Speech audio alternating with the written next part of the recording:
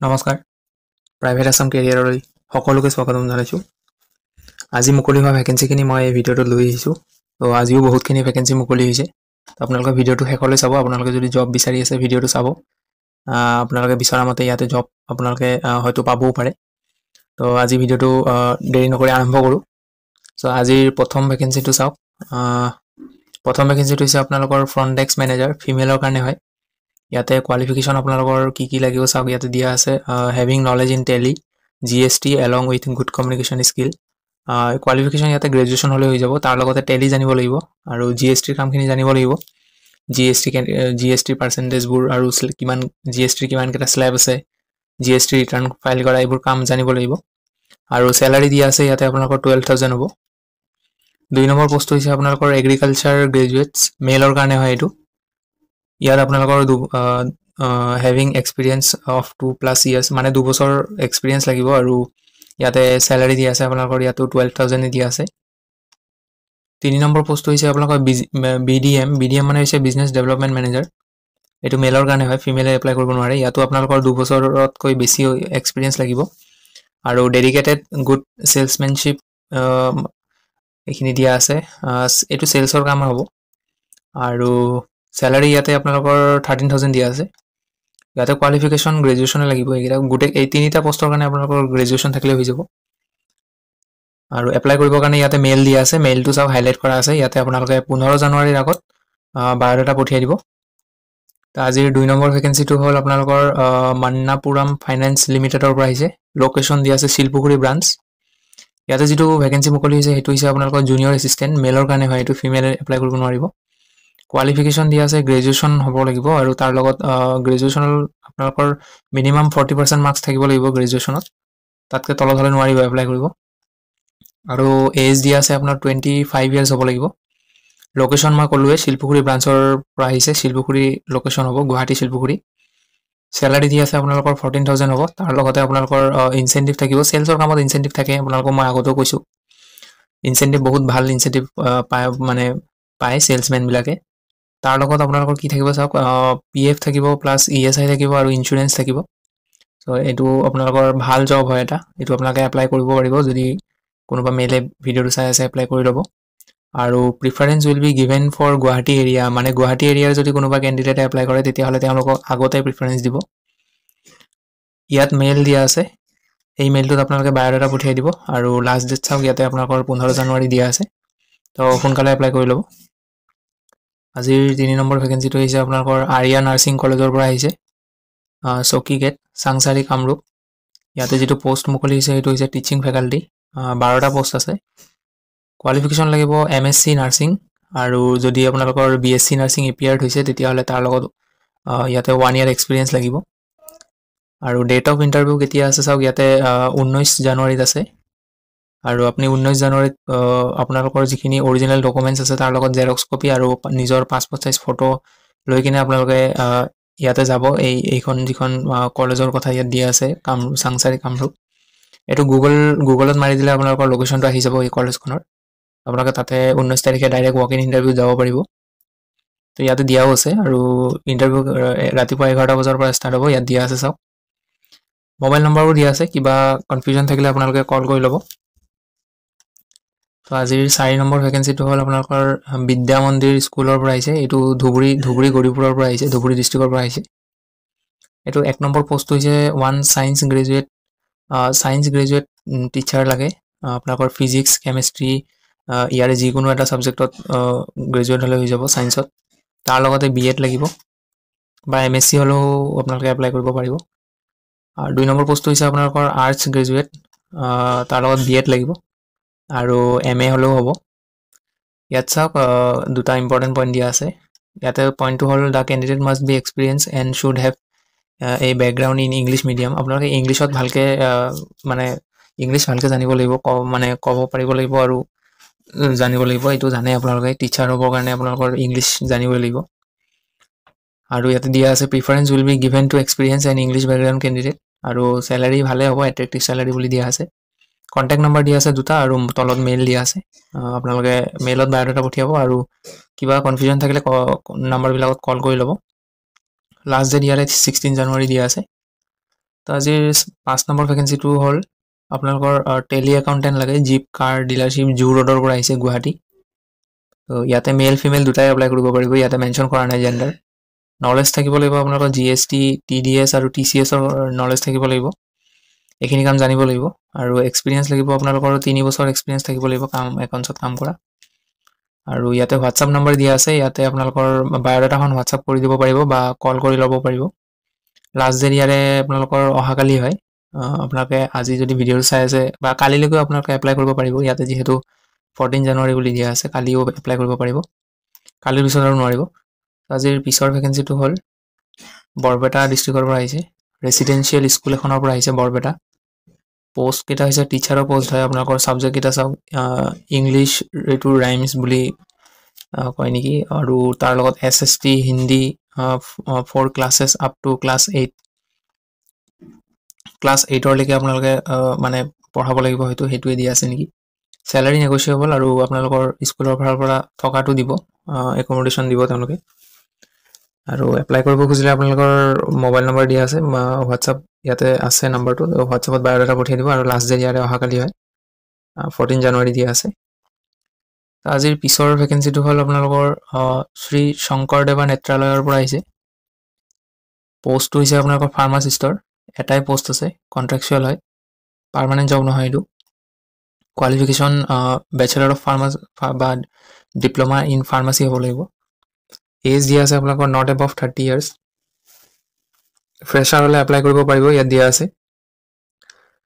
আৰু আপোনালোকে এপ্লাই কৰিবৰ কাৰণে চাওক, ইয়াতে মেইল দিয়া আছে, মেইলত এপ্লাই কৰি ল'ব। আৰু তলত দুটা টেলিফোন নম্বৰো দিয়া আছে, টেলিফোন নম্বৰত কল কৰিব পাৰিব। আৰু দিয়া আছে only short listed candidates will be call for interview. আপোনালোকক যদি শ্বৰ্ট লিষ্ট কৰে দেন কোম্পানীৰ ফালৰ পৰা কল কৰিব। আৰু ইয়াতে লাষ্ট ডেট দিয়া আছে 15 জানুৱাৰী। আজিৰ পিছৰ ভেকেন্সিটো হ'ল আপোনালোকৰ নেটৱৰ্ক এক্সিকিউটিভৰ পোষ্ট হয়। আৰু কোম্পানীটোৰ নাম দিয়া আছে, এইটো আপোনালোকৰ মুকান্ত ছিষ্টেম এণ্ড নেটৱৰ্কিং প্ৰাইভেট লিমিটেডৰ পৰা আহিছে। চেলাৰী আপ টু 16,000 দিয়া আছে। আৰু কোৱালিফিকেশ্যন BE নহ'লে BTech থকা হ'লে হৈ যাব। এইটো ECE মানে এইটো ইলেক্ট্ৰিকেল হয় নেকি ব্ৰাঞ্চ, এইটো ধৰিব পৰা নাই ময়ো। ফ্ৰেছাৰ হ'লেও এপ্লাই কৰিব পাৰিব, ইয়াতে দিয়া আছে। জব লোকেশ্যন চাওক, গুৱাহাটী উলুবাৰী হ'ব। আৰু এপ্লাই কৰিব খুজিলে আপোনালোকে ইয়াতে মেইলটোত বায়'ডাটা পঠিয়াব। আৰু ইয়াৰে লাষ্ট ডেট হৈছে আপোনালোকৰ 13 জানুৱাৰীটো আজিয়ে হয়, এইটো 12টা বজাৰ আগত যদি কোনোবাই ভিডিঅ'টো চাই আছে তেতিয়াহ'লে এপ্লাই কৰি ল'ব। আজিৰ পিছৰ ভেকেন্সিটো আপোনালোকৰ বিশাল মেগা মাৰ্টৰ পৰা আহিছে, শিৱসাগৰ আপাৰ আছামৰ পৰা আহিছে। পোষ্টটো হৈছে আপোনালোকৰ ষ্ট'ৰ মেনেজাৰ। এক্সপিৰিয়েঞ্চ লাগিব ইয়াতে আপোনাৰ বহুত এক্সপিৰিয়েঞ্চ, আপোনালোকৰ 8 to 12 ইয়াৰ্ছ এক্সপিৰিয়েঞ্চ লাগিব। আৰু প্ৰিফাৰেঞ্চ দিব যদি ৰিটেইল বেকগ্ৰাউণ্ডৰ হয়। আৰু তাৰ লগতে গুড কমিউনিকেশ্যন স্কিল হ'লেও লাগিব এইখিনি আপোনাক। আৰু কেণ্ডিডেটজন আপোনালোকৰ ইমিডিয়েটলি জইন কৰা হ'ব লাগিব, মানে ইণ্টাৰভিউ হোৱাৰ পিছত যদি চিলেক্ট হয় তেতিয়াহ'লে সোনকালে জইন কৰিব লাগিব। আৰু কোৱালিফিকেশ্যন দিয়া আছে তাতে আপোনালোকৰ এনি গ্ৰেজুৱেট, যিকোনো মানে ষ্ট্ৰীমত গ্ৰেজুৱেশ্যন হ'লে হৈ যাব। আৰু চেলাৰী আপোনালোকৰ মেনেজাৰ পোষ্ট হয়, ভালে হ'ব, তলত দিয়া হৈছে বেষ্ট ইন ইণ্ডাষ্ট্ৰী। ইমেইল দিয়া আছে, এইটো মেইলত বায়'ডাটা পঠিয়াব। আৰু ইয়াৰে লাষ্ট ডেটো আজিয়ে হয়, সোনকালে 12টা বজাৰ আগত বায়'ডাটা পঠিয়াব যদি ভিডিঅ'টো আজি চাই আছে। 10 নম্বৰটো আপোনালোকৰ EMRI গ্ৰীণ হেল্থ ছাৰ্ভিচেছৰ পৰা আহিছে, ইয়াতে 12টা ভেকেঞ্চি আছে। আৰু ইয়াৰে পজিশ্যনটো চাই লওক, এমাৰ্জেঞ্চি মেনেজমেণ্ট এক্সিকিউটিভ হয় ইয়াৰে যিটো ভেকেঞ্চি হয়, emergency management executive. Qualification BE নহ'লে BTech নহ'লে জুনিয়ৰ ইঞ্জিনিয়াৰ মেকানিকেল ব্ৰাঞ্চত লাগিব। এক্সপিৰিয়েঞ্চ দিয়া আছে 2 to 3 years in automobile industry. আৰু চেলাৰী বেষ্ট আপন কাৰেণ্ট চেলাৰী এণ্ড এক্সপিৰিয়েঞ্চ দিয়া আছে। ইমেইল কৰিব বায়'ডাটা। আৰু তলত লাষ্ট ডেট 14 জানুৱাৰী অহাকালি হয়, সোনকালে এপ্লাই কৰি ল'ব।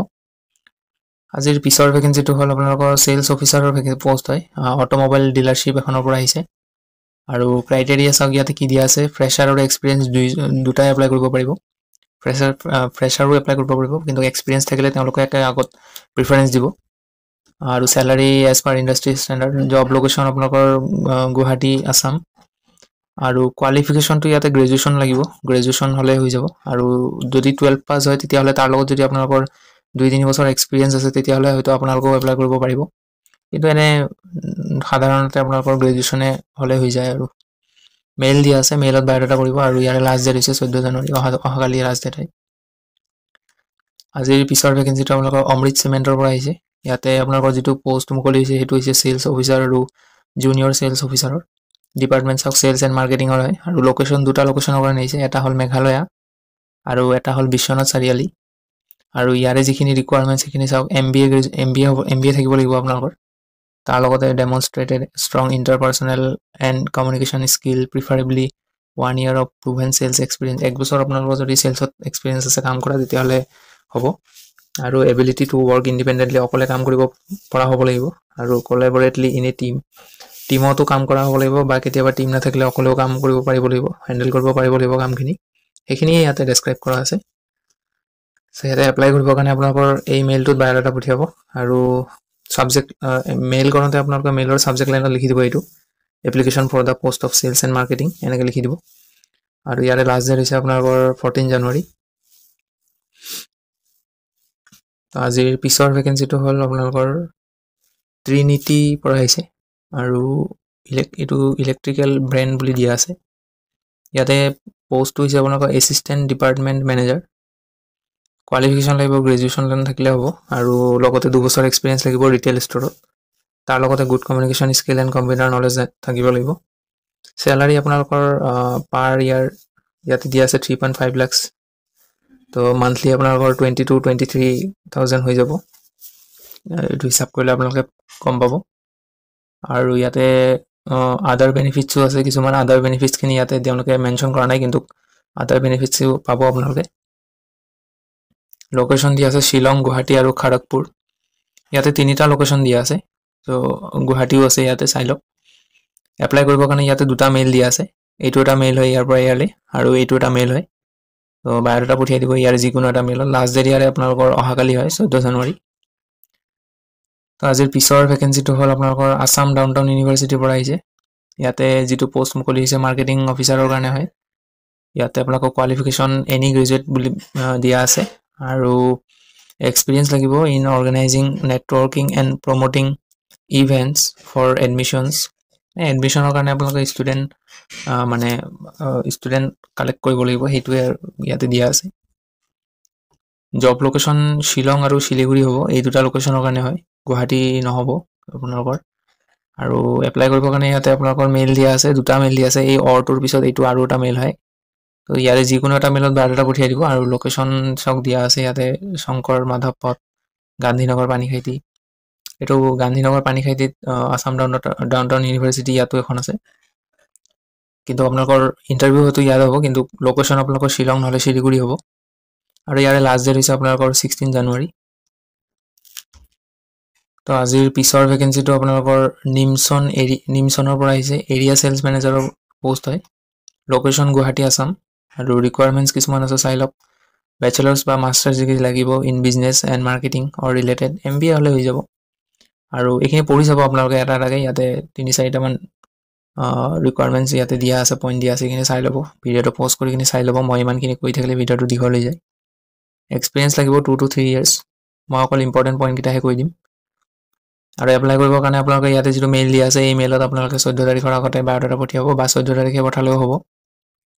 তো আজিৰ পিছৰ ভেকেঞ্চিটো হ'ল আপোনালোকৰ টিচাৰৰ পোষ্ট হয়। এইটো MSc কেমেষ্ট্ৰিত কৰা হ'ব লাগিব, MSc কৰা হ'ব লাগিব কেমেষ্ট্ৰিত। আৰু CBSE স্কুল হয় এইখন এখন। আৰু প্ৰিফাৰেঞ্চ দিব আপোনালোকৰ যদি এক্সপিৰিয়েঞ্চ আছে টিচিঙত, আৰু ফ্লুৱেঞ্চি ইংলিছ ইজ মেণ্ডেটৰী। মই আগতেও ক'লোঁ ওপৰত, টিচাৰ হ'বৰ কাৰণে ইংলিছ জানিব লাগিব, মেণ্ডেটৰী কম্পালচৰি হয় এইটো। ইংলিছ নাজানিলে টিচাৰ হ'ব নোৱাৰে। তো যদি আপোনালোকে ইংলিছ ফ্লুৱেণ্ট হয় তেতিয়াহ'লে এপ্লাই কৰিব। মেইল দিয়া আছে, এইটো মেইল, আৰু মোবাইল নম্বৰো দিয়া আছে। কিবা কনফিউজন থাকিলে ফোন কৰি ল'ব। লাষ্ট ডেট হৈছে ইয়াৰে আপোনালোকৰ 16 জানুৱাৰী। আজিৰ পিছৰ ভেকেঞ্চিটো হৈছে আপোনালোকৰ ৰয়েল ইংলিছ স্কুল গৰৈমাৰীৰ পৰা আহিছে, আৰু পষ্টটো হৈছে আপোনালোকৰ প্ৰিন্সিপালৰ। ইয়াত এক্সপিৰিয়েঞ্চ দিয়া আছে, অকল 5 years এক্সপিৰিয়েঞ্চ হ'ব লাগিব। আৰু কোৱালিফিকেশ্যন আপোনালোকৰ মাষ্টাৰ ডিগ্ৰী লাগিব, তাৰ লগতে B.Ed নহ'লে M.Ed লাগিব। আৰু এক্সপিৰিয়েঞ্চৰ কথাটো দিয়াই আছে, 5 years লাগিবই। আৰু চেলাৰী ইয়াতে আপোনালোকৰ 30 to 40,000 হ'ব পাৰ মান্থ। মোবাইল নম্বৰ দিয়া আছে আৰু মেইলো দিয়া আছে, তো আপোনালোকে মোবাইল নম্বৰটো কল কৰি এপ্লাই কৰিব পাৰিব, বা মেইলত বায়'ডাটা পঠিয়ালেও হ'ব। আপোনালোকে যেনেকৈ বিচাৰে এপ্লাই কৰি ল'ব। তো আজিৰ পিছৰ ভেকেঞ্চিটো হ'ল আপোনালোকৰ মেইল এছিষ্টেণ্ট মেনেজাৰৰ পোষ্ট হয়। এইটো আপোনালোকৰ চিটি চেণ্টাৰ মলৰ পৰা আহিছে। Minimum experience as supervisor in QSR format is required. এই এক্সপিৰিয়েঞ্চ লাগিব আপোনালোকৰ ছুপাৰভাইজাৰ হিচাপে কাম কৰা। আৰু চেলাৰী নেগোচিয়েবল হ'ব। ইণ্টাৰভিউ টাইমত আপোনালোকৰ লগত ডিছকাছ কৰি ল'ব। ইয়াতে মেইল দিয়া আছে, মেইলত আপোনালোকে বায়'ডাটা পঠিয়াব। আৰু লাষ্ট ডেট হৈছে আপোনালোকৰ 15 জানুৱাৰী, 15 জানুৱাৰী ইয়াত দিয়া আছে। সোনকালে এপ্লাই কৰি ল'ব। আজিৰ শেষৰ ভেকেঞ্চিটো হৈছে আপোনালোকৰ গল্ডেন হস্পিটেলিটি ছাৰ্ভিচেছৰ পৰা আহিছে শিলচৰ। ইয়াতে বহুতকেইটা পোষ্ট আছে। আপোনালোকৰ 1 নম্বৰ পোষ্ট হৈছে ফ্ৰণ্ট অফিচ এক্সিকিউটিভ, 3টা পোষ্ট আছে আৰু কোৱালিফিকেশ্যন গ্ৰেজুৱেশ্যন হ'লে হ'ব। ইয়াত ফ্ৰেছাৰ এক্সপিৰিয়েঞ্চ 2টা এপ্লাই কৰিব পাৰিব। 2 নম্বৰটো হৈছে business development and patient coordinator navigator, 3টা পোষ্ট আছে, গ্ৰেজুৱেশ্যন হ'লে হৈ যাব আৰু 2 বছৰৰ এক্সপিৰিয়েঞ্চ লাগিব চেলছত। 3 নম্বৰ পোষ্টটো হৈছে আপোনালোকৰ plumber, electrician and DG operator, HVAC technician, many fault attendant. ইয়াতে 10টা পোষ্ট আছে আৰু ইয়াতে কোৱালিফিকেশ্যন HS পাছ হ'লে হৈ যাব। তাৰ লগতে ITI লাগিব, কাৰণ ITI নহ'লে আপোনালোকে এইবোৰ কাম কৰিব নাজানিব। তো HS পাছৰ লগতে আপোনালোকৰ ITIও হ'ব লাগিব আৰু এক্সপিৰিয়েঞ্চো লাগিব ইয়াতে 2 বছৰ কাম কৰা। পিছৰ পোষ্টটো আপোনালোকৰ ৱাৰ্ড বয় আৰু ৱাৰ্ড গাৰ্লৰ হয়। ইয়াতে 23টা পোষ্ট আছে আৰু ক্ৰাইটেৰিয়া ইয়াতে চাওক। এলিজিবিলিটি ক্ৰাইটেৰিয়া 8 পাছ হ'লে হ'ব। আপোনালোকৰ 8 পাছ হ'লে হ'ব। বহুতে কৈ থাকে 8 পাছ জব আনিবৰ কাৰণে, তো ইয়াতে চাওক এইটো আজি আহিছে 8 পাছ জব। ফ্ৰেছাৰ আৰু এক্সপিৰিয়েঞ্চ দুটাই পাৰিব ইয়াতে এপ্লাই কৰিব। নেক্সট ভেকেঞ্চিটো হ'ল OPD ৱাৰ্ড ছেক্ৰেটাৰী, 4টা পোষ্ট আছে। ইয়াতে গ্ৰেজুৱেশ্যন হ'লে হৈ যাব আৰু তাৰ লগত 2 বছৰ এক্সপিৰিয়েঞ্চ লাগিব। পিছৰ পোষ্ট হৈছে বিলিং এক্সিকিউটিভ, 4টা পোষ্ট আছে। ইয়াতেও আপোনালোকৰ এলিজিবিলিটি গ্ৰেজুৱেশ্যন লাগিব, BCom হ'লে হৈ যাব বা BA BSc হ'লেও হ'ব, কিন্তু BCom হ'লে চাগে প্ৰিফাৰেঞ্চ দিব, কাৰণ এইবোৰ একাউণ্টছৰ কাম, কেছৰ কামটো আপোনালোকৰ কমাৰ্চ বেকগ্ৰাউণ্ডৰ কেণ্ডিডেটক বেছিকৈ প্ৰিফাৰেঞ্চ দিয়ে। এক্সপিৰিয়েঞ্চ লাগিব 2 ইয়াৰ্ছ, 2 বছৰ কাম কৰা এক্সপিৰিয়েঞ্চ লাগিব। পিছৰ ভেকেঞ্চিটো হৈছে আপোনালোকৰ এম্বুলেঞ্চ ড্ৰাইভাৰৰ হয়। এইটো আপোনালোকৰ ক্লাছ 8 পাছ হ'লে হ'ব। তাৰ লগতে ভেলিড কমাৰ্চিয়েল লাইচেঞ্চ থাকিব লাগিব। ফ্ৰেছাৰ এক্সপিৰিয়েঞ্চ দুটা এপ্লাই কৰিব পাৰিব। পিছৰ ভেকেঞ্চিটো হ'ল আপোনালোকৰ লিফ্ট অপাৰেটৰ, 1টা পোষ্ট আছে। 8 পাছ হ'লে হ'ব। ফ্ৰেছাৰ এক্সপিৰিয়েঞ্চ দুটা এপ্লাই কৰিব পাৰিব। এইবোৰত আপোনালোকৰ ITI নালাগে, অকল 8 পাছ হ'লে হৈ যাব। তো বহুতে কৈ থাকে কেতিয়াবা ভিডিঅ'টোত যে 8 পাছ 10 পাছ জব লাগে। চ' আজি আহিছে, চাই লওক। যদি এপ্লাই কৰিব বিচাৰে কৰি ল'ব, এপ্লাই কৰি ল'ব, কাৰণ 8 পাছ আৰু 10 পাছৰ জব বহুত কমেই ওলায়। তো আপোনালোকে এপ্লাই কৰি ল'ব যেতিয়া ভেকেঞ্চি ওলায়। পোৱা নোপোৱাটো আপোনালোকে পিছত কথা, কিন্তু আপোনালোকে এটলিষ্ট এপ্লাই কৰি ল'ব। যদি শ্বৰ্ট লিষ্ট কৰে আপোনালোকক কল কৰিব।